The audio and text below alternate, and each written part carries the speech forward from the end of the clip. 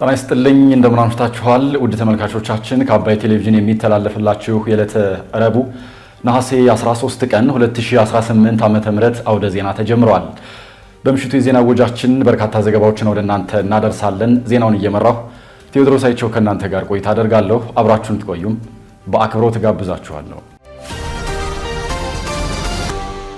በመጀመሪያው ክፍለ ጊዜ መረጃ ጥንቅር ሰዓታችን በምክክር ጉባኤው የተጠናቀሩ ምክረ ሐሳቦች የመጨረሻ ሰነድ ነገ ሐሙስ ለ4000 ተመካካሪዎች በጋራ ቀርቦ እንደሚጸድቅ ኮሚሽኑ ማሳወቁን፣ የአማራ ክልል ከገባበት የጸጥታ ቀውስ በፍጥነት እንዲወጣ ሁለንተናዊ የሆኑ ሕግ የማስከበር ስራዎችን ማጠናቀቅ ይገባል ሲሉ ሌተናል ጀነራል ጥጋቡ ይልማ ማሳሰባቸውን፣ ጽምዶ በፕሮፓጋንዳ ነው እንጂ መሬት ላይ በተጨባጭ ያለ ነገር አይደለም ሲሉ ሌተናል ጀነራል ዮሐንስ ገብረ መስቀል መግለጻቸውን የተመለከቱ መረጃዎችን ወደ እናንተ እናደርሳለን። አብራችሁን ቆዩ። በምክክር ጉባኤው የተጠናቀሩ ምክረ ሐሳቦች የመጨረሻ ሰነድ ነገ ሐሙስ ለ4000 ተመካካሪዎች በጋራ ቀርቦ እንደሚጸድቅ ኮሚሽኑ አሳወቀም። የኢትዮጵያ ሀገራዊ ምክክር ኮሚሽን በሀገራዊ ምክክር ጉባኤው በቀረቡ ምክረ ሐሳቦች ላይ የተጠናቀረው የመጨረሻ ሰነድ ነገ ሐሙስ ነሐሴ 14 ቀን 2018 ዓ.ም ለ4000 ተመካካሪዎች በጋራ እንደሚቀርብ አሳውቋል። የኮሚሽኑ ምክትል ዋና ኮሚሽነር ሂሩት ገብረስላሴ ዛሬ በሰጡት መግለጫም ከ8ቱም ቡድኖች የቀረበውን ምክረ ሐሳብ ለማጣጣም የተቋቋመው 120 አባላት ያሉት አጠናቃሪ ቡድን በጥንቃቄ ሲሰራ ቆይቶ እስከ ትናንት ምሽት ድረስ አንድ ወጥ የሆነ ሰነድ ማዘጋጀቱን ገልጸዋል። ምክትል ዋና ኮሚሽነሯ አክለውም የተዘጋጀው ሰነድ ዛሬ ጠዋት ለ8ቱ ቡድኖች የቀረበ መሆኑን ገልጸው ቡድኖቹ ሰነዱን አዳምጠው የመጨረሻ ግብአትና አስተያየት እየሰጡ እንደሚገኙም አብራርተዋል። አጠናቃሪ ቡድኑ ዛሬ ማምሻውን እነዚህን የተሰበሰቡ አስተያየቶችን በማካተት የመጨረሻውን ሰነድ አጠናቆ እንደሚያዘጋጅ የገለጹት ሂሩት ገብረስላሴ ነገ ነሐሴ 14 ቀን 2018 ዓ.ም የተጠናቀረው የመጨረሻ ሰነድ ለ4000 የጉባኤው ተሳታፊዎች በጋራ የሚቀርብ ይሆናል በማለት ገልጸዋል። ከ8ቱም ቡድን የተውጣጡ አጠናቃሪ ተሳታፊዎች ስራቸውን ሲሰሩ ቆይተዋል እና ይሄ ስራ የሁሉንም የ8ቱንም ቡድን አጀንዳ አጠናክሮ ማቅረብ ጥንቃቄ የሚፈልግ ስራ እንደመሆኑ ጊዜ ትንሽ ፈጅቷል። እስከ ትናንት ማታ ድረስ ሲሰሩ ቆይተው አንድ ወጥ የሆነ ሰነድ በ8ቱም አጀንዳዎች ምክረ ሐሳብ ላይ አውጥተዋል አዘጋጅተው። በዛ መሰረት ዛሬ ጠዋት ለየ8ቱ ቡድን እየቀረበ ይገኛል። አሁን እኔ እዚህ መግለጫ እየሰጠው ባለሁበት ሰዓት አንዳንዱ ቡድን የአምስት ቡድንን ሰምቷል፣ አንዳንዱ የ6 ቡድንን ሰምቷል እና ይሄ ሂደት እያንዳንዱ ቡድን በሚቀርበው ሰነድ ላይ የመጨረሻ ግብአቱን ማስገባት እንዲችል አስተያየቱን መስጠት እንዲችል የተዘጋጀ ሂደት ነው። እነሱ ዛሬ 8ቱም ቡድኖች የ8ቱንም ቡድኖች ምክረ ሐሳቦች ይሰማሉ፣ ግብአት ይሰጣሉ። ማምሻቸውን እነዚህ 120ዎቹ አጠናካሪ ቡድኖች የመጨረሻዎቹን ግብአቶች በማካተት የፋይናል የመጨረሻውን ሰነድ አጠናቀው ያዘጋጃሉ ማለት ነው። በዚህ መሰረት በነገው ዕለት ይሄ የተጠናከረው የመጨረሻው ሰነድ ለ4000 ተሳታፊ ይቀርባል ማለት ነው። ይሄ እንግዲህ አንድ ትልቅ ምዕራፍ ላይ ደርሰናል ማለት ነው። የኢትዮጵያ ሀገራዊ ምክክር ኮሚሽን ምክትል ዋና ኮሚሽነር ሂሩት ገብረስላሴ ያክለውም የምክክር ጉባኤ ሂደቱ ትልቅ ምዕራፍ ላይ መድረሱን ገልጸው የኢትዮጵያ ሕዝብ አንዳንድ የሚሰራጩ የተዛባ መረጃዎችን በመስማት እንዳይወዛገብ ለትክክለኛ መረጃ የኮሚሽኑን መግለጫ ብቻ እንዲከታተል ሲሉም አሳስበዋል። የአማራ ክልል ከገባበት የጸጥታ ቀውስ በፍጥነት እንዲወጣ ሁለንተናዊ የሆኑ የሕግ ማስከበር ስራዎችን ማጠናቀቅ ይገባል ሲሉ ሌተናል ጀነራል ጥጋቡ ይልማ አሳሰቡ። የአማራ ክልል የጸጥታ ቀውስ በፍጥነት እንዲወጣ ሁለንተናዊ የሆኑ ሕግ የማስከበር ስራዎች በትጋትና በስኬት ማጠናቀቅ እንደሚገባ የአማራ ክልል ፖሊስ ዋና ጠቅላይ መምሪያ አዛዥ ሆነው አዲስ የተሾሙት ሌተናል ጀነራል ጥጋቡ ይልማ አሳስበዋል። የአማራ ክልል ፖሊስ ዋና ጠቅላይ መምሪያ አዛዥ ሌተናል ጀነራል ጥጋቡ ይልማ ከተቋሙ ከፍተኛ መኮንኖችና ኮሚሽነሮች ጋር በክልሉ ነባራዊ የጸጥታ ሁኔታ ዙሪያ ዛሬ ነሐሴ 13 ቀን 2018 ዓ.ም ውይይት አካሂደዋል። በውይይቱ ወቅት ሌተናል ጀነራል ጥጋቡ ይልማ እንዳሉት ውትድርና ለሀገር ሉዓላዊነትና ለሕዝብ ሰላም ሲባል መስዋዕትነት የሚከፈልበት የተከበረ ሙያ መሆኑን ገልጸው አመራሩና አባላቱ ለሙያው ተገቢውን ክብር በመስጠት በሙያዊ ብቃት መስራት እንዳለባቸውም አስገንዝበዋል። በየደረጃው በሚገኙ የፖሊስ ሰራዊት ለክልሉ ሰላም መረጋገጥ የሚያደርጉት ጥረትና የሚከፍሉት ዋጋ ፍሬያማ መሆን እንዳለበትም ሌተናል ጀነራል ጥጋቡ አሳስበዋል። ለፖሊስ ሙያ ተገቢውን ክብር መስጠት፣ ለፖሊስ መርሆች ሙሉ በሙሉ ተገዥ መሆንና የሙያ ስነ ምግባርን ማክበር እንደሚገባ ያስገነዘቡት ሌተናል ጀነራል ጥጋቡም ህዝቡን ያሳተፈ ዘመናዊ የወንጀል መከላከል ስራዎችን አጠናክሮ ማስቀጠል ያስፈልጋልም ብለዋል። የአማራ ክልል ፖሊስ ዋና ጠቅላይ መምሪያ አዛዡ አክለውም ቀበሌዎችን ከጸረ ሰላም ኃይሎች በማጽዳት የህዝቡን ዘላቂ ሰላምና ደህንነት ለማረጋገጥ በትኩረት ልንሰራ ይገባል ሲሉም ገልጸዋል። ሌተናል ጀነራሉ ከሌሎች የፌዴራልና የክልል የጸጥታ ተቋማት ጋር ያለውን ቅንጅታዊ አሰራርና የቡድን ስራ የበለጠ ማጠናከር ይጠበቅብናል በማለት መናገራቸውን ከአማራ ክልል ፖሊስ ያገኘነው መረጃም ያመላክታል። ሌተናል ጀነራል ጥጋቡ ይልማ የአማራ ክልል ፖሊስ ዋና ጠቅላይ መምሪያ አዛዥ ሆነው የተሾሙት ኮሚሽነር ጀነራል ዘላለም መንግስቴን ተክተው በክልሉ ርዕሰ መስተዳደር አቶ አረጋ ከበደ ከትናንት ወደ ሰኞ ነሐሴ 11 ቀን 2018 ዓመተ ምህረት መሆኑም ይታወቃል። ጽምዶ በፕሮፓጋንዳ ነው እንጂ መሬት ላይ በተጨባጭ ያለ ነገር አይደለም ሲሉ ሌተናል ጀነራል ዮሐንስ ገብረ መስቀል ገለጹ። በትግራይ ክልል ባለው ሁኔታ ምሁራን ጭምር እየሸሹ ነው ሲሉ የቀድሞው የመከላከያ ሰራዊት አመራር ሌተናል ጀነራል ዮሐንስ ገብረ መስቀል ተናግረዋል። የህወሓት ሰዎች በፕሮፓጋንዳ አንድ ለመምሰል ይጥራሉ እንጂ መሬት ላይ የወረደ አንድነት የላቸውም ሲሉ ጀነራል ዮሐንስ ገብረ መስቀል ከኤንቢሲ ኢትዮጵያ ጋር በነበራቸው ቆይታም ገልጸዋል።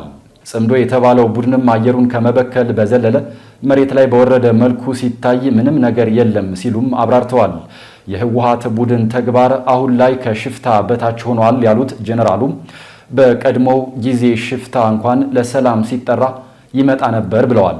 ሌተናል ጀነራሉ አክለውም ሰው ጽምዶ በተባለው ቡድን እየተሳሳተ ነው ሲሉም አብራርተዋል። ስለዚህ ጉዳይ ሲያብራሩም ህወሓት፣ ሻዕቢያ፣ ሱዳንና ፋኖ የሚባል ጥምረት የለም፣ አንድ ላይ መስራት አይችሉም፣ ጽምዶ አየር ላይ ነው ያለው ብለዋል። መጨረሻቸው ያልከውን እስማማለሁ። እነዚህ ሰዎች አሁን ባይዘው እኔ አንዳንድ እንኳ አገኛቸዋለሁ፣ አንድም አይደሉም። የጋራ ነገር የሚባል የላቸውም። በየሄዱበት ነው፣ ኮንፊውዝድ ናቸው። አንዲት ሴትዮ አለች እዛ እንዴም እንደሆነ ይሄ ትግራዋይ አይገባኝም። እዛ ብዙ ሳይለያዩ እዛ ያሉም ሲሰበሰቡ እሷ ማትወደው ሀሳብ ከተነሳ ፈርተሃል እንዴ ትለዋለች። አሁን ትግራዋይ ፈርተሃል እንዴ ከእንክርዳድ በላይ ታንከረድደዋለች። what is this sickness? መፍራት ያለበት ነገር መፍራት እኮ ጀግንነት ነው። በቃ አቅሙ የለንም ምንም ማድረግ አንችልም ማለት እኮ አይችሉም። ያቺ ጥንቷን አምጥታ ገሌ እንደዚህ ያለ ፈርቷል ካለ ሸብረክ ይላል። ጀነራል ነኝ የሚለው እኮ ነው እንደዚህ የሚሆነው ነው ያልኩ፣ ሸብረክ ነው። እና ምንድነው መሰለ አሁን ጽምዶ አየሩ ከመበከል ባለፈ መሬት ላይ ወርዶ ምንም ነገር የለም። እኛ ለመታደል ሆኖ የግል ሚዲያው ለሰላም የሚቆመው ገና ነው። ከነሱ ጋር ፉክክር አያስፈልግም። እነሱን አልፈህ ቻገር እንደዚህ ያለ ረጅም ያስፈልጋታል ባይኔ ቢዮንድ 2-3 ትውልድም አልፎ ራዕይ እንደዛ ብሎ ይሄድ እኮ ነው። ብዙ ነገር እንትን እያሉ አገር የገነቡት ትውልድ የሚረከባት ሀገር ያመጡት። ትግራይም መጥፎ አጋጣሚ ሆኖ ሌላ ታሪክም የለም፣ ቁጥሩ በላይ ነው የሚያልቀው። የሚያመረቅዘው ቁስል ከውስጡ ነው፣ ግን የራሱ ነው ተብሎ ደግሞ ያልሆነ ሚዛን ሊሰጠው አይገባል። ኢትዮጵያ ናት። አንድ ባንዲራ አንድ ፊቸር ነው ያለው። ስለዚህ እነሱ የመጨረሻ እንትኑ መሆናቸው ነው እየነገሩ ያሉ። ሰው ግን እየተሳሳተ እንደሆነ እኔ ኦብዘርቭ አደርጋለሁ። ፋኖ፣ ሻዕቢያ፣ ህግደፍ፣ ትግራይ፣ ሱዳን ምናምን የለም፣ ሊሆንም አይችልም። ሌተናል ጀነራል ዮሐንስ አክለውም ኢሳያስ አፈወርቂ ኢትዮጵያ ሰላም ከሆነች መቆየት አልችልም ብሎ ስለሚያምን ግጭቱን በትግራይ አድርጎ መቀጠል ይፈልጋል ሲሉም ገልጸዋል። ኢሳያስ በዚህ ፐርፐዝ ነው የገባው። ለትግራይ አስቦ አይደለም፣ ለስብሃት አስቦ አይደለም፣ ለግብፅ ለራሱ ነው። ለራሱ ምንድነው መሰለ ኢሳያስ ጨርሷል። የሚለው ነው ያጣው። አሁን የመጨረሻ ካልኩሌት ያረጋት ትግራይ ላይ ያለው ሁኔታ ከተሻሻለ ለውጥ ከመጣ ስለዚህ መንግስት ደግሞ የራሱ እንትን አለው፣ የራሱ እይታ አለው። ሰከንድ መቆየት አልችልም ብሎ የደመደመ ፍጡር ነው እሱ። ትክክል ነው። ያውልህ መከላከያ የኤርትራ ዶብ መሄድ ብቻ በቂ ነው። የኤርትራ ሁኔታ አለቀ። ተኩስ አያስፈልገው፣ ምንም አያስፈልገው። ኢሳያስ ይህን ያውቃል። ምክንያቱም ኢሳያስ ሲነው በጣም ብዙ ጊዜ በሰርቫይቫል ህይወት 50 ዓመት የኖረ ፍጡር ነው እና ኢሳያስ እኮ ፐርፖዝ ይሄ ነው። ይችን ነገር እዛ እያሟሟቀ ከዛ እሱ ወደማያይበት ህልፈት ከሄደ ይሄ ነው እንጂ ሌላ የሚያድነው የሚፈጥረው ኤርትራ ሌላ የሚያደርገው ነገር እኮ እንደሌለ ያውቃል። ኤርትራማ ቀድማ እኮ ሞታለች። ግን በህይወት አለ ሰውየው፣ የሆነ አጃቢዎች ይዞ በህይወት አለ። የተወደዳችሁ ተመልካቾቻችን እየተከታተላችሁ ያላችሁት ከአባይ ቴሌቪዥን የአውደ ዜና የመረጃ ጥንቅር ሰዓታችን አሁንም ቀጥሏል። ወደ ሁለተኛው ዙር ጥንቅራችን ስናልፍ ደግሞ ትምህርት ሚኒስቴር ባስገነባቸው 9 ልዩ አዳሪ ትምህርት ቤቶች ተማሪዎችን ፈትኖ ለመቀበል መዘጋጀቱን ማሳወቁን የአሜሪካ ፍርድ ቤት የትራምፕ አስተዳደር ለ5000 ኢትዮጵያውያን ሰጥቶት የነበረውን ጊዜያዊ ከለላ እንዳነሳ መፍቀዱን ጨምሮ ሌሎች ዜናዎችን ደግሞ ዘነበ ህሉፍ ይዟል፣ እንደሚከተለው ያቀርባቸዋል። ጽምዶ በሚል የተደራጁት ቡድኖች መጀመሪያ የፌዴራል መንግስቱን ጥለን ከዚያ በኋላ ይዋጣልናል በሚል የተገናኙ ናቸው ሲሉ ፕሮፌሰር ክንደያ ገብረሕይወት ገለጹ። የስምረት ፓርቲ የስራ አስፈጻሚ አባል ፕሮፌሰር ክንደያ ገብረሕይወት የጽምዶ ኃይሎችን ያገናኛቸው ብቸኛው ምክንያት ጸረ ፌዴራል መንግስት አቋማቸውና የተናጠል ፍላጎታቸው እንጂ ዘላቂ ትብብር አይደለም ሲሉ ገልጸዋል። ፕሮፌሰር ክንደያ በጽምዶ ስብስብ ውስጥ የሚጠቀሱት አካላት የፌዴራል መንግስቱን የሚቃወሙና ከዚህ ቀደም ሲታኮሱ የነበሩ አካላት ናቸው ያሉ ሲሆን ጥምረቱም ዘላቂ ትብብር ሊሆን አይችልም ብለዋል። እነዚህ ቡድኖች የፌዴራል መንግስቱን ከጣልን በኋላ ይዋጣልናል በሚል የተጣመሩ ናቸው ብለዋል። እነዚህ አካላት የሚያገናኛቸው የጋራ ዓላማ ጸረ ፌዴራል መንግስት መሆናቸው ብቻ ነው ሲሉ የጠቆሙት ፕሮፌሰር ክንደያ እያንዳንዱ ኃይል የየራሱ ድብቅ አጀንዳ አለው ሲሉ አስረድተዋል። የሻዕቢያ መንግስት ግጭት ወደ ግዛቱ እንዳይዛመት በማድረግ ትግራይን የግጭት ማዕከል ለማድረግ ፍላጎት አሉ ያሉት ፕሮፌሰሩ ግብጽም ብትሆን በኢትዮጵያ ላይ ያላትን ታሪካዊ ፍላጎት ለማራመድ እየተጠቀመችበት ትገኛለች ብለዋል። ጽምዶ የመሰረቱት የሚባሉት ከዚህ በፊት ሳርና እንትን የነበሩ አካላት ናቸው። አንድ ላይ ሊሰሩ አይደለም፣ ሊተባበሩ አይደለም፣ ሲዋጉ የነበሩ ኃይሎች ናቸው። አሁን እንግዲህ በዚህ ጽምዶ በሚባለው ኢኩዌሽን ውስጥ ኤርትራ አለ፣ ሱዳን አለ። ሱዳን አንደኛው ኃይል፣ ፋኖ አለ ማለት ያው እነሱ በሚገልጹት መልክ ከሌሎች ኢትዮጵያ ውስጥ ተቃዋሚ ነን የሚሉ ታጣቂዎች ጋር አለን ይላሉ። ግብጽም አለ። ሁሉም የራሳቸው ዓላማ አላቸው። ተባብረውም የሚቀጥሉም አይደለም፣ የሚዘልቅ አይነት ጽምዶም አይደለም። ምክንያቱም በታሪካቸው እርስ በርስ ሲታኮሱ የነበሩ ናቸው። አዲስ አጀንዳ ፈጥረው ለቀጣይ ለዘላቂ አብረው ሊኖሩ የሚችሉ አይደለም። አሁን እንደ ትብብር እነሱ የሚሉት ያው የፌዴራል መንግስትን መጣል አለብን እኛ ህልውና በብልጽግና ሞት ነው የሚተገበረው ብለው ነው እየሰሩ ያሉት።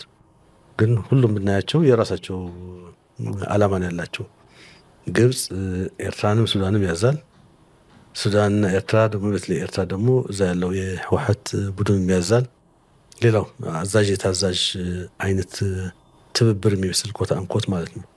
ስለዚህ የኤርትራ መንግስት እንግዲህ በተለይ በፌዴራል የሚነሳው ከዚህ ከባህር በር ከምናምን የሚነሱ ጥያቄዎች ምናልባት ወደ ጦርነት ብንገባ ጦርነቱ ወደ እነሱ እንዳይመጣ አይነት የሚያስቡት ነው የሚሆነው።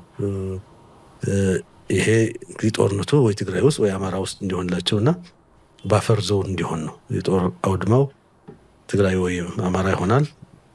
እንትና ኤርትራ ስትራቴጂክ ዴፕስ ያገኛሉ። ሱዳን ውስጥ በተለይ በሁለቱም ኃይሎች ያለው የህሚቲና የአልቡርሃን ያለው ጦርነት እዛ ውስጥ ያው መጀመሪያ አርሚ 7 የሚባል ነበር አሁን የቲፒኤልኤፍ እዛ የነበረው። ከዛ ቀጥሎ 13 በከዛም ሌላም አርሚም ተጨምሯል በቅርብ። እነዚህ ደግሞ የውክልና ጦርነት የሚያካሂዱ ማለት ነው። ሰው ለጽንፈኞቹ ያኛው የገቢ ማስገኛ ነው የሚሆነው። የሱዳኑ ወደ ሱዳን የሚላኩት ያው እንግዲህ የሚከፈላቸው ነገር አለ። አብዛኛው ወደ ጽንፈኛው ኃይል የሚገባ ማለት ነው። ኤርትራ ደግሞ የጦርነቱ ወደ እነሱ እንዳይመጣ ወደ ትግራይ የሚያሻግሩበት፣ ግብጽ ደግሞ ያው በኢትዮጵያ ያለው ታሪካዊ ፍላጎት ይታወቃል። ለዛ የሚያገለግል ነው። የህወሓት ቡድንም ቀውሱ በሰፋ ቁጥር በፌዴራል መንግስቱ ላይ ዓለም አቀፍ ጫና እንዲፈጠርና ለራሱ የተሻለ የድርድር ቦታ ለማግኘትና የስልጣንና የህልውና እድሜውን ለማራዘም ፍላጎት አለው በማለት ለጋዜጣ ፕላስ ተናግረዋል። በታሪካቸው እርስ በርስ ሲታኮሱ የነበሩና የተለያየ ዓላማ ያላቸው አካላት በዘላቂነት አብረው ሊዘልቁ እንደማይችሉ ያብራሩት ፕሮፌሰሩ ጽምዶ ተብሎ የሚጠራው ስብስብ ለትግራይ ህዝብ ትልቅ ቀውስ የሚያመጣ መሆኑን አሳስበዋል። ትግራይ ያለው ኃይል ደግሞ በጦርነቱ ውስጥ ከጦርነቱ ውጭ መኖር ስለማይችል ጦርነቱን የአፍሪካ ቀንድ እንዲሆን የመፈለግ አይነት እንትን አለ። ቀውሱ በጨመረ ቁጥር የኛ ኢምፖርታንስ እነሱ የሚሉት እንግዲህ የምስራቅ አፍሪካ ትልቅ ኃይል እንሆናለን ነው። ዋናው ነገር ጦርነቱ ወደ ሱዳን ከሄደ፣ ጦርነቱ ወደ ኤርትራ ከሄደ፣ ጦርነቱ ወደ ትግራይና አማራ ከሄደ ቀውሱ ይሰፋል። ኢንተርናሽናል ጫና ይፈጠራል ነው በፌዴራል መንግስት ላይ። የፈለግነውን አይነት ድርድር እናገኛለን። የሁሉም የተለያየ ዓላማ ነው ያላቸው። በዚህ ጽምዶ በምንለው ሁሉም አንድ የምታገናኛቸው ገመድ ያው ጸረ ፌዴራል መንግስት ማለት አንዳንዶቹ ያው በግልጽ ነው የሚያወሩ ያሉት የፌዴራል መንግስት እንጣለውና ከዛ በኋላ ደግሞ ይዋጣልናል አይነት ግንኙነት ነው ያላቸው። የሚያስቡት እነሱ የፌዴራል መንግስት ክንትን ካደረጉ በኋላ ደግሞ እነሱ ደግሞ መጨረሻ ተታኩሰው አንደኛው የሚያሸንፍበት ማለት እኔ እንደዚህ አይነት መተባበር የሚባል ኮንሰፕት ሰምቼም አላውቅም። ዋናው ነገር ግን ይሄኛው ለትግራይ ህዝብ ትልቅ ዳፋ የሚያመጣ፣ ለትግራይ ህዝብ ትልቅ ጥፋት የሚያመጣ እነሱ ከጦርነት ውጭ መኖር ስለማይችሉ የለመዱት ነገር ይሆናል። ለትግራይ ህዝብ ደግሞ ግን ለትግራይ ህዝብም ለአማራም ትልቅ ቀውስ የሚያመጣ ጽምዶ ነው እየተፈጠረ ያለው። የአሜሪካ ፍርድ ቤት የትራምፕ አስተዳደር ለ5000 ኢትዮጵያውያን ተሰጥቶ የነበረውን ጊዜያዊ ከለላ እንዲያነሳ ፈቀደ። በአሜሪካ የሚገኝ የፌዴራል ፍርድ ቤት ከ5000 በላይ ለሚሆኑ ኢትዮጵያውያን የተሰጠውን በአገሪቱ የመኖርና የመስራት መብት ህጋዊ ከለላ የአሜሪካው ፕሬዝዳንት ዶናልድ ትራምፕ አስተዳደር እንዲያቆም ፈቅዷል። በተፈጥሮ አደጋዎች፣ በጦርነቶች ወይም በሌሎች ከባድ ክስተቶች ለተጎዱ ሀገራት ዜጎች የሚሰጠው ይህ ጊዜያዊ ጥበቃ መስፈርቶችን የሚያሟሉ ስደተኞች በአሜሪካ ውስጥ በህጋዊ መንገድ እንዲሰሩ የሚያስችልና ከሀገር እንዳይባረሩ የሚያደርግ ነው። ይሁን እንጂ የቦስተን ዲስትሪክት ፍርድ ቤት የአሜሪካው የአገር ውስጥ ደህንነት ቢሮ ከተወሰኑ አገራት ለመጡ ሰዎች የተሰጠውን ጊዜያዊ ጥበቃ ሁኔታ እንዲያቋርጥ ይከለክል የነበረውን የመጨረሻ የፍርድ ቤት ትዕዛዝ ማንሳቱን በትናንትናው ዕለት አስታውቋል። ይህ እርምጃ የተወሰደው የአሜሪካ ጠቅላይ ፍርድ ቤት በሰኔ ወር የትራምፕ አስተዳደር ከሄቲና ከሶሪያ ለመጡ በሺዎች የሚቆጠሩ ሰዎች የተሰጡ ተመሳሳይ ጥበቃዎችን እንዲያቋርጥ ከፈቀደ በኋላ ነው። የቀድሞ ፕሬዝዳንት ጆ ባይደን አስተዳደር ለመጀመሪያ ጊዜ በዩናይትድ ስቴትስ ውስጥ ላሉ ኢትዮጵያውያን ይህንን ከለላ የሰጡት እንደ አውሮፓውያን አቆጣጠር በ2022 ዓ.ም ሲሆን ይህም የአፍሪካን ዜጎች ከትጥቅ ግጭትና ከሰብአዊ ስቃይ መጠበቅ አስፈላጊ መሆኑን በመጥቀስ ነበር። ትምህርት ሚኒስቴር ባስገነባቸው 9 ልዩ አዳሪ ትምህርት ቤቶች ተማሪዎችን ፈትኖ ለመቀበል መዘጋጀቱን አስታወቀ። ትምህርት ሚኒስቴር ባስገነባቸው 9 ልዩ አዳሪ ትምህርት ቤቶች ተማሪዎችን ፈትኖ ለመቀበል መዘጋጀቱን የትምህርት ሚኒስቴር አስታውቋል። ባለፈው ዓመት በ5 ልዩ አዳሪ ትምህርት ቤቶች 1250 ተማሪዎችን ተቀብሎ እያስተማረ እንደነበር የጠቀሰው ትምህርት ሚኒስቴር ተጨማሪ 4 ልዩ አዳሪ ትምህርት ቤቶች በመጪው የትምህርት ዘመን ተማሪዎችን መቀበል ይጀምራሉ ብሏል። ባህር ዳር፣ አርባ ምንጭ፣ ድሬዳዋና አሶሳ አዳዲስ ልዩ አዳሪ ትምህርት ቤቶች ሲሆኑ ቡኢ፣ ወሊሶ፣ ጅግጅጋ፣ ጋምቤላና ቦንጋ ደግሞ ነባሮቹ የፌዴራል ልዩ አዳሪ ትምህርት ቤቶች መሆናቸው ተገልጿል። ዘንድሮ በፌዴራል ልዩ አዳሪ ትምህርት ቤቶች ለመወዳደር የ8ኛ ክፍል ውጤታቸው 80% ከዛ በላይ ያመጡ ተማሪዎች ከየትኛውም የሀገሪቱ አካባቢዎች ለመወዳደር ብቁ ናቸው ተብሏል። ሚኒስቴሩ አክሎም ከጠረፍና አርብቶ አደር ከሆኑ አካባቢዎች የሚመጡ ተማሪዎች ካለ ሁኔታ ጋር በተያያዘ ውጤታቸው ዝቅ ቢልም በልዩ ሁኔታ ሊታዩ እንደሚችሉ ጠቅሷል። በሁሉም ክልሎች ቢያንስ አንድ ልዩ ልዩ አዳሪ ትምህርት ቤት ለመክፈት ትምህርት ሚኒስቴር እየሰራ መሆኑ ተመላክቷል። በዝርዝር ወደ ያዝነው መረጃ ስናልፍ የተባበሩት አረብ ኤሚራቶች ከቴህራን ጋር የነበራትን የንግድ ግንኙነት ስታቋርጥ አሜሪካ የኒውክሌር ጥቃት የምትፈጽም ከሆነ ያጸፋ ምላሽ እንደምትሰጥ ኢራን አስጠነቀቀች። ኢማራት ይህንን ያሳወቀችው ሁለቱ ከቴህራን የተተኮሱ ባሊስቲክ ሚሳኤሎች በሀገሪቱ ክልሎች ውስጥ ባለ የውሃ አካል ላይ ከወደቀ በኋላ ነው። ኢራን በበኩሏ አሜሪካ የኒውክሌር ጦር መሳሪያ የምትጠቀም ከሆነ ቴህራን በአይነት ምላሽ እንደምትሰጥ አሳውቃለች። ዘሩፋኤል ሀብታሙ የተባበሩት አረብ ኤሚራቶች ከኢራን ጋር ያላትን ሁሉንም የንግድ እንቅስቃሴዎች የንግድ ልውውጦችና የገንዘብ ዝውውሮች ሌላ መግለጫ እስኪሰጥ ድረስ ማገዷን አሳውቃለች። ሀገሪቱ ይህን እርምጃ የወሰደችው ሁለት ከኢራን የተተኮሱ ባሊስቲክ ሚሳኤሎች የገልፍ ባህር ላይ ያለውን የመርከቦችን እንቅስቃሴ ኢላማ ማድረጋቸውን ካሳወቀች በኋላም ነው። በሀገሪቱ የውጭ ጉዳይ ሚኒስቴር በኩል ይፋ የሆነው ይህ ውሳኔ በቀጠናው የተስፋፋ ያለውን ወታደራዊ ግጭት በኢራንና በባህረ ሰላጤው ጎረቤቶቿ መካከል ባለው የኢኮኖሚ ግንኙነት ላይ የተንጸባረቀ ስለመሆኑ የቅርብ ጊዜ ማሳያ ነው። ይህ እገዳ በቀጠናው ዓለም አቀፍ የሰላምና ጸጥታ ላይ ተጽዕኖ ያሳድሩ ለውጦችን ተከትሎ የተወሰነ መሆኑን አቡዳቢ ያሳውቃለች። ከኢራን ተተኮሱ ከተባሉት ሁለት ሚሳኤሎች ውስጥ አንዱ በኤሚራቶች ክልል ባለው የውሃ አካል ላይ የወደቀ ሲሆን ሌላኛው ደግሞ ከውሃ ክልሏ ውጭ ባለው ሌላ የውሃ አካል ላይ መውደቁን ሚኒስቴር መስሪያ ቤቱ ገልጿል። ምንም እንኳን ሚሳኤሎቹ መርከብ ባይመቱም በባህር ትራፊክ ላይ ያነጣጠሩ ናቸው ተብሎም ተገምግሟል። ኢራን በተባበሩት አረብ ኤሚራቶች የቀረበባትን ክስ ማስተባበል የኢራን የውጭ ጉዳይ ሚኒስትር ቃል አቀባይ የሆኑት እስማኤል ባጋይ ክሱን መሰረተ ቢስ ነው ብለዋል። ከመልካም ጉርብትና ጋር የሚቃረኑ መሆናቸውን የገለጹት ቃል አቀባዩ የቀጠናው ሀገራት በቴህራን ላይ ከሚሰነዘሩ መሰረተ ቢስ ክሶች እንዲቆጠቡም አሳስበዋል። ክስተቱ በሐሰተኛ ባንዲራ የሚደረግ እንቅስቃሴ ሊሆን እንደሚችል በመጥቀስ የቀጠናውን ጸጥታ ለመገምገም የሚደረግ ማንኛውም ሙከራ በኢራን የተፈረጁ የአሜሪካና የእስራኤልን የተንኮል ድርጊቶች ግምት ውስጥ ማስገባት እንዳለበትም ጠቁመዋል። ይህ አለመግባባት የተፈጠረው የተባበሩት አረብ ኤሚራቶች በግጭትና በሆርሙዝ ወሽመጥ በኩል ካለው የመርከብ እንቅስቃሴ መስተዋጎል ጋር የተያያዙ ችግሮችን እየተጋፈጠች ባለችበት በዚህ ወቅት ነው። የተባበሩት አረብ ኤሚራቶች ከኢራን ጋር የነበራት የንግድ ግንኙነት ማገዷን በተናገረችበት በዚህ ወቅት አሜሪካ በኢራን ላይ የኒውክሌር መሳሪያ የምትጠቀም ከሆነ ቴህራን ያጸፋ ምላሽ እንደምትሰጥ ማስጠንቅቃለች። ይህንን የተናገሩት የኢራን ፓርላማ የብሔራዊ ደህንነትና የውጭ ፖሊሲ ኮሚሽን አባል የሆኑት ፋዳ ሆሴን ማሌኪ ናቸው። የፓርላማ አባሉ ከኢራን የዜና አውታር ካባር ኦንላይን ጋር ባደረጉት ቃለ ምልልስ አሜሪካ በኢራን ላይ የኒውክሌር ጥቃት የመሰንዘሯ እድል ምን ያህል እንደሆነ ተጠይቀው ትራምፕ በቂ ጥንቃቄ ያልተደረገበት እርምጃ ሊወስዱ አይችሉም ብዬ በድፍረት አልናገርም፣ ነገር ግን እንዲህ ያለውን ነገር ለማድረግ ይደፍራሉ ብዬ አላስብም ሲሉም ተናግረዋል። ምክንያቱም እንዲህ አይነት እርምጃ ዓለምን ወደ አደገኛ ጦርነት ሊከት ይችላል በማለትም አክሎ ተናግረዋል። እርምጃው ከተወሰደ ኢራን ምላሽ ትሰጣለች፣ ምላሹም በኢራን ላይ ጥቅም ላይ ከዋለው የጦር መሳሪያ አይነት ጋር ተመጣጣኝ ይሆናል ሲሉም ተናግረዋል። አሜሪካ በኢራን ላይ የኒውክሌር ጦር መሳሪያ ብትጠቀም ኢራንም የኒውክሌር ጦር መሳሪያ ትጠቀማለች ማለት ስለመሆኑ የተጠየቁት ማሌኪ አሜሪካ ማንኛውም ነገር ብትጠቀም ኢራን ምላሽ ትሰጣለች ብለዋል። ፕሬዚዳንት ዶናልድ ትራምፕ ከኢራን ጋር እየተከናወነ ያለ ንግግር አለመኖሩን እንዲሁም የተያዘ ቀጠሮም እንደሌለ መናገራቸው የማይዘነጋ ነው። ስትከታተሉት የነበረው የዕለተ ረቡዕ ነሐሴ 13 ቀን 2018 ዓ.ም ከአባይ ቴሌቪዥን የአውደ ዜና የመረጃ ጥንቅር ሰዓታችን ይህንን ይመስል ነበር። አብራችሁን ስለነበራችሁ ከልብ እናመሰግናለን። በያላችሁበት መልካም ምሽት።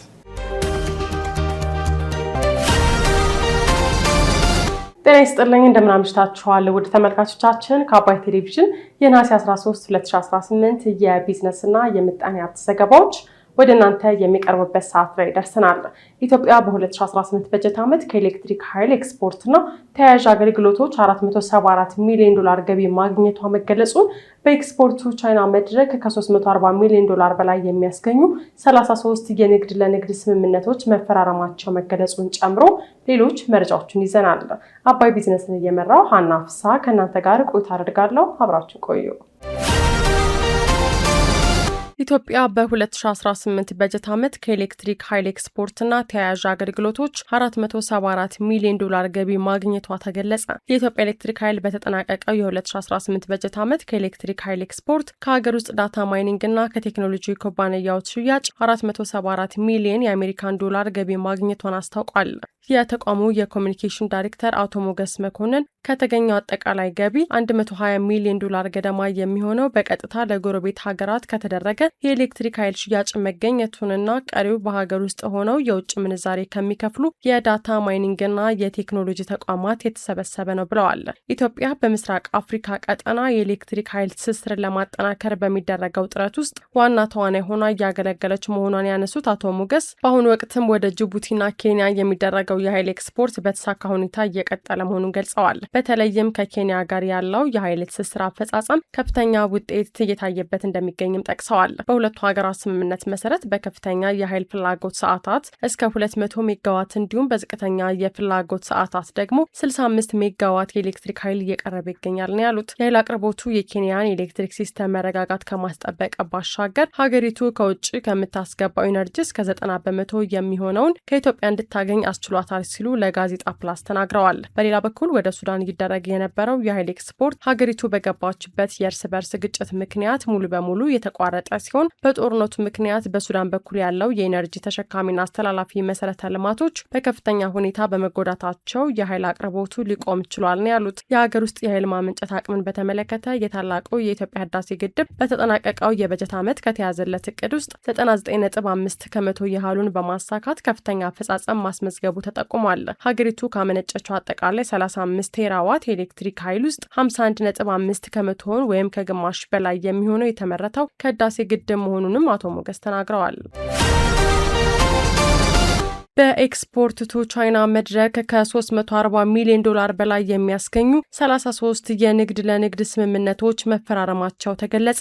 የኢፌዴሪ የንግድና ቀጠናዊ ትስስር ሚኒስቴር በኢትዮጵያ ከሚገኘው የቻይና ኤምባሲ ጋር በመተባበር ያዘጋጀው የኤክስፖርት ቱ ቻይና መድረክ በይፋ ተጀምሯል። የሁለቱ ሀገራት ከፍተኛ የመንግስት የስራ ኃላፊዎች፣ የቻይና አስመጪዎችና የኢትዮጵያ ላኪዎች በተገኙበት የመክፈቻ ንግግር ያደረጉት የንግድና ቀጠናዊ ትስስር ሚኒስትር ዶክተር ካሳሁን ጎፌ መድረኩ የኢትዮጵያና የቻይናን ዘላቂና ሁሉን አቀፍ ስትራቴጂካዊ አጋርነት ወደ ላቀ የንግድና ኢኮኖሚ ትስስር የሚያሸጋግር ነው ብለዋል። እንዲሁም የሚኒስቴር መስሪያ ቤቱ ሀገራዊ ምርቶችን በዓለም አቀፍ ገበያ የማስተዋወቅ የፕሮሞሽን ስራ ዋና አካል መሆኑንም ገልጸዋል። የቻይና አስመጪዎች ጥራት ያላቸውን የግብርናና የኢንዱስትሪ ምርቶችን በስፋት እንዲገዙ ለማድረግ የሚያስችሉ የፕሮሞሽን ስራዎች መከናወናቸውንም ጠቁመዋል። ሚኒስትሩ አክለውም በመድረኩ በተፈጠረው ምቹ የገበያ ትስስር ከ$340 ሚሊዮን በላይ ዋጋ ያላቸው 33 የንግድ ለንግድ ወይም 33 የንግድ ለንግድ የግብይት ኮንትራቶች መፈራረማቸውን አብራርተዋል። እነዚህ ስምምነቶች የቡና፣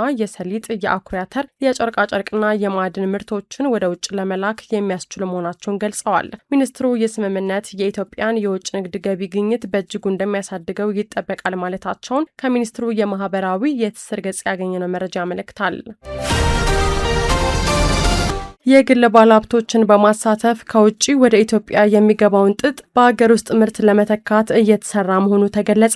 ከውጭ የሚገባውን የጥጥ ምርት በሀገር ውስጥ ለመተካት በተከናወኑ ተግባራት ውጤት እየተመዘገበ ነው ሲል የደቡብ ኢትዮጵያ ክልል ግብርና ቢሮ አስታውቋል። በደቡብ ኢትዮጵያ ክልል የጥጥ ምርት በስፋትና በጥራት ለማምረት የግል ባለሀብቱን ያሳተፈ ርብርብ እየተደረገ እንደሚገኝ ተገልጿል።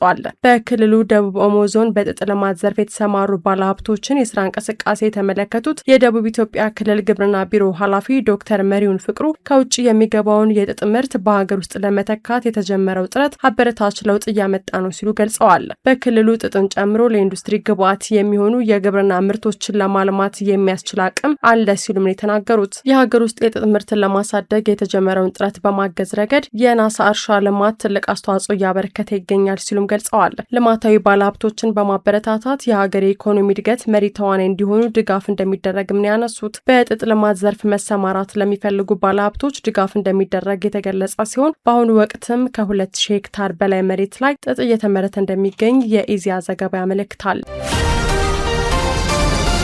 የዕለቱ የቢዝነስና የምጣኔ ሀብት ዘገባዎች የተከታተላችሁትን ይመስሉ ነበር። አብራችሁን ስለቆያችሁ ከልብ እያመሰገን በያላችሁበት መልካም ምሽት